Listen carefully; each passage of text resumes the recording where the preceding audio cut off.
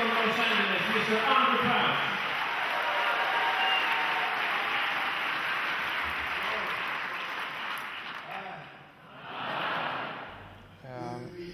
What made you dedicate your life to music? Well, first of all, my father prayed for me to be able to play piano, and one of the questions that he asked was, Andraé, if God would give you the gift of music, would you use it for His glory all of your life?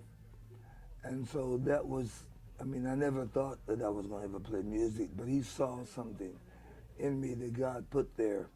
And I didn't even know was there myself because there were no piano players or musicians in the Crouch legacy, I'll say.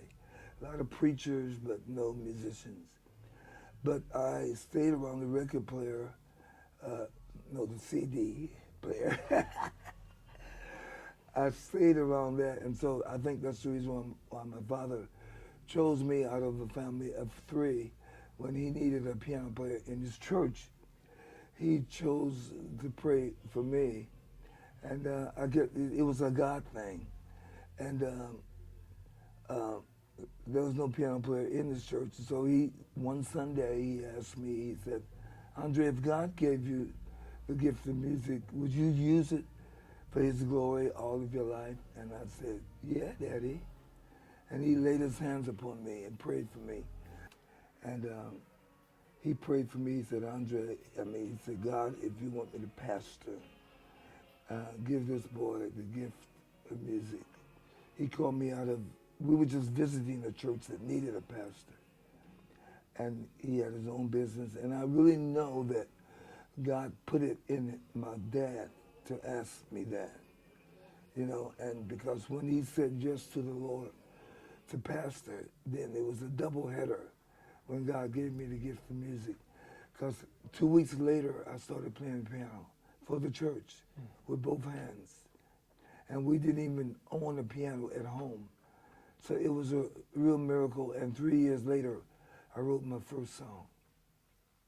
And now that's in the hymn books in America. I don't know about here, but in America. What song is that? The blood will never lose its power.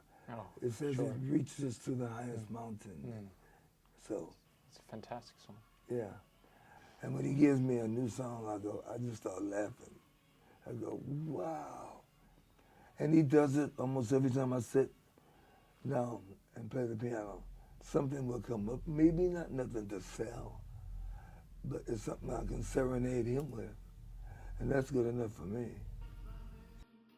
According to you, what is your definition of Christian music? Well, that can encompass a lot when you say Christian music. Christian music basically is something that talks about the things of the Bible and God.